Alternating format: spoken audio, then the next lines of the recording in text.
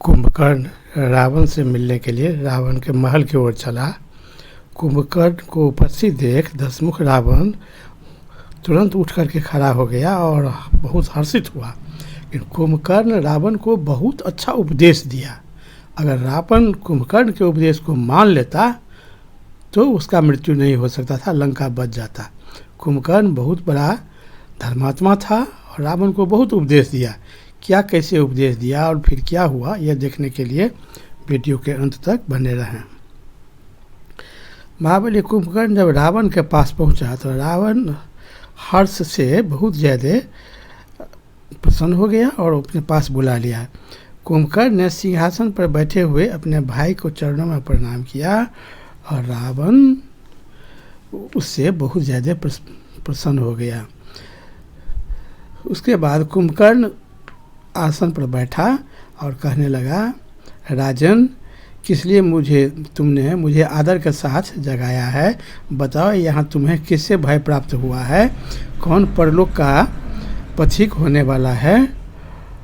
तुम गाढ़ निद्रा में निश्चिंत होने के कारण नहीं जानते थे कि मुझे राम से भय प्राप्त हुआ है। ये दशरथ कुमार बलवान श्रीमान राम सुग्रीव के साथ समुद्र लांघकर यहाँ आए हैं और हमारे कुल का विनाश करना चाहते हैं। समुद्र में पुल बांधकर सुखपूर्वक यहाँ आए हुए बानरों ने लंका के समस्त वनों और उपवनों को उजाड़ दिया है और हमारे जो मुख्य राक्षस वीर थे उन्हें बानरों ने युद्ध में मार डाला। युद्ध में कभी कोई बानर पहले जीते नहीं गए थे कि ये बानर लोग अद्भुत है। इस समय हमारे ऊपर यही भय उपस्थित हुआ है।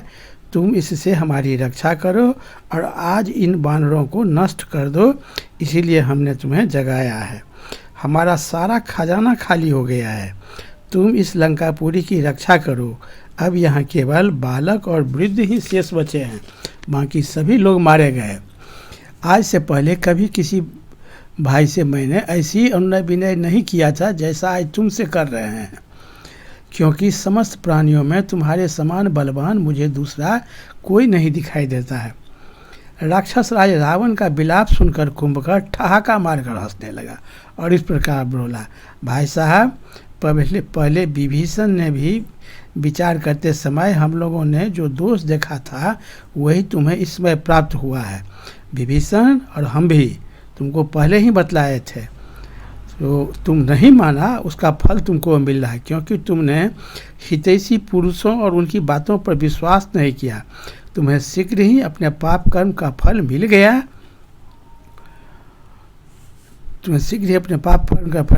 जैसे कुकर्मी पुरुषों का नरक में पड़ना निश्चित है, उसी प्रकार तुम्हें भी अपने दुष्कर्म का फल मिलना अवश्यंभावी है। महाराज, केवल बल के घमंड में तुमने पहले इस पाप कर्म को ही परवाह नहीं किया और परिणाम पर भी विचार नहीं किया। कुंभकर्ण ने उसके बाद फिर कहा कि धर्म, अर्थ, काम, इन दोनों में धर्म ही श्रेष्ठ है। अतः विशेष अवसरों पर धर्म और काम की उपेक्षा करके भी धर्म का ही सेवन करना चाहिए। कुंभकर्ण ने कहा, मनुष्य का धर्म है कि सुबह में धर्म का काम करे, दिन में अर्थ का काम करे और रात में काम का काम करे। तुम सभी को त्याग कर सिर्फ अपने काम पूर्ति के लिए लंका को युद्ध के आग में झोंक दिए हो। तुम बहुत पापी हो। और धर्म, अर्थ, काम, ये तीनों में भी धर्म महान है। यदि हो सके तो उस सब को कम करके धर्म का काम मनुष्य को पहले करना चाहिए। कि तुमने धर्म पूर्ण आचरण पर में न विचार किया और न किसी का धर्मपूर्ण बात माना, इसीलिए तुम अपने परिणाम के लिए खुद जवाबदेह हो। तुम भोगो। जो मनस्वी राजा मंत्रियों से अच्छी तरह सलाह करके समय के अनुसार दान, भेद और पराक्रम इस सब का उपयोग करते हैं, धर्म, अर्थ और काम का सेवन करता है, वह इस लोक में कभी दुख या विपत्ति का भागी नहीं होता है। राजा को चाहिए कि वह बुद्धिजीवी मंत्रियों की सलाह लेकर जो अपने लिए परिणाम में हितकर दिखाई देता हो वही कार्य करे। जो लोग दुष्टता के कारण अहितकर बात को हितकर रूप में देकर कहते हैं, ऐसे लोगों का बात नहीं सुनना चाहिए। तुम बुरे मंत्री के चंगुल में फंसे हुआ उसी सब का बात सुनते हो। धर्म की बात तुमको कभी नहीं सुहाती है। जो राजा चंचल है, सहसा बिना सोचे विचारे हैं किसी भी कार्य की ओर दौड़ पड़ता है, उसको अपना नाश होता ही है, वह देश का विनाश करवा देता है। तुम्हारी प्रिय पत्नी मंदोदरी भाभी और मेरे छोटे भाई विभीषण ने पहले तुमसे जो कुछ कहा था वही हमारे लिए हितकर था। यूँ तुम्हारी जैसी इच्छा हो वैसा करो। कुंभकर्ण की यह बात सुनकर रावण ने भौहें टेढ़ी कर ली और कुपित होकर उससे कहा, तुम माननीय गुरु और आचार्य की भांति मुझे उपदेश क्यों दे रहे हो? इस समय जो उचित और आवश्यक हो वह काम करो। जो बात बीत गई सो बीत गई। अब इस समय हमें क्या करना चाहिए इसका विचार करो। यदि मुझ पर तुम्हारा स्नेह है तो युद्ध करो, और नहीं तो जाकर के सो जाओ। मेरे जीते जी तुम्हें मन में ऐसा भाव नहीं लाना चाहिए। तब कुंभकर्ण जब देखा कि रावण तो क्रोधित हो गया, कहा, मुझे जीते जी ऐसा आप मत सोचिए, हम युद्ध तो जरूर करेंगे आपके लिए। हम अगर मर भी जाएंगे तो हमको उसका परवाह नहीं है। लंका और आपके लिए हम कुछ भी करेंगे कि आप बहुत गलत काम किया है, आप लंका को विनाश की ओर धकेल दिया है, मैं ये कह रहा हूँ और ये कहूँगा। तो कुंभकर्ण ने रावण को बड़ी ज़्यादा फटकार लगाया। उसके बाद पुनः फिर कुंभकर्ण अपना कर्तव्य निश्चित करके युद्ध करने के लिए गया। जब युद्ध क्षेत्र में कुंभकर्ण गया तो कुंभकर्ण को देखते ही बांदर सेना में भगदड़ मच गया। सब बंदर जहाँ तहाँ सब भाग गया। एक बार में उसके पाँव के तले में 10-20 बंदर दब करके मर जाते थे। उधर जाता था, फूंक से ही बंदर सबको उड़ा देता था। कुंभकर्ण बहुत विशालकाय था किंतु वैसे ही फुर्तीला भी था। पूरा रणभूमि में वो बहुत तेज़ी से चल करके बानर सेना को ऐसे ही अपने पाँव के तले फूंक से ऐसे ही भाई से विनाश करने लगा। पूरा बानर सेना में तहलका मच गया। तब अंगद आए। अंगद ने भी उसको उछल करके उसके छाती पर प्रहार करने लगे। कितना भी प्रहार किए वो हिला भी नहीं, हंसते रह गया। उसके बाद हनुमान जी आए हुए बहुत बड़ा शिला उठा लिए और उस पर में मारने के लिए तैयार हो गए। तो कुंभकर्ण ने कहा कि हनुमान तुम मुझे मार कर देख लो, अगर तुम्हारे इस शिला के मार से जरा सा भी मैं विचलित हो गया तो मैं पुनः लंका लौट जाऊंगा, मैं युद्ध नहीं करूंगा।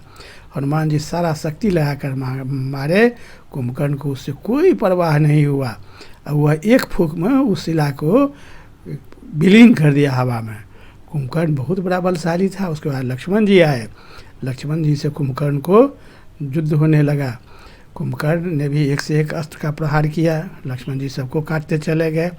तब अंत में महादेव का त्रिशूल को प्रहार किया, उसे हनुमान जी ने रोक करके तोड़ दिए। उसके बाद सुग्रीव महाराज आए। सुग्रीव कुंभकर्ण के पाँव पर में गदा से प्रहार करने लगे। तब वह कुंभकर्ण ने पूछा कि तुम कौन हो? तो कहे कि हम सुग्रीव हैं। तो सुग्रीव को वो अपने हाथ से पकड़ लिया। अब पकड़ करके कहा कि चलो सुग्रीव, हम तो तुम्ही को खोज रहे थे, तुमको लंका ले जा करके रावण के चरण में डाल देंगे, और तुम अगर चले जाओगे तो तुम्हारे साथ सारा सेना ही तुम्हारा भाग जाएगा, इसलिए चलो उसको लेकर चलने लगा। तब प्रभु श्री राम आए और कुंभकर्ण को पीछे से ही, जब लंका जा रहा था तो पीछे से ही बाण मार के उसको बहुत ज़्यादा प्रभावित कर दिए। वो मूर्छित ऐसे होने लगा। तब कुंभकर्ण जो सुग्रीव को हाथ में पकड़े हुआ था, सुग्रीव महाराज वहाँ से गिर गए, किसी तरह कुछ कूद करके वहाँ से भागे। तब प्रभु श्री राम ने उसका अपने ब्रह्मदंड से उसका बायां बाँह काट दिए। उसके बाद पुनः दायां बाँह काट दिए। उसके बाद उसके मस्तक को काट करके ऐसा बाण मारे कि मस्तक उसका कट करके सीधे समुद्र में जा कर के गिरा। बाँह सब जो उसका कट करके गिरा, उससे कई 100 बानर सब उसके नीचे दब करके मर गया। बहुत विशाल काय कुंभकर्ण था। उसके बाद प्रभु श्री राम ने ब्रह्मदंड से ही उसका मस्तक को काट करके समुद्र में फेंक दिए। उसके बाद प्रभु श्री राम उस पर में पुनः देखे कि वह बहुत भयाल है, विकराल है, अगर वो गिरेगा तो कई हजार बंदर उसके नीचे में दब करके मर जाएगा। तब उसके मूड़ी को काट कर समुद्र में ही फेंक दिए और कमर से ऊपर का भाग पुनः एक टुकड़ा करके काट करके गिरा दिए। उसके बाद कुंभकर्ण मर गया। बहुत बहुत धन्यवाद। कुंभकर्ण का मृत्यु इस प्रकार से हुई। बहुत बहुत धन्यवाद। और आगे की कहानी सुनने के लिए कृपया आप चैनल में बने रहें। बहुत बहुत धन्यवाद। जय श्री राम, जय बजरंगबली।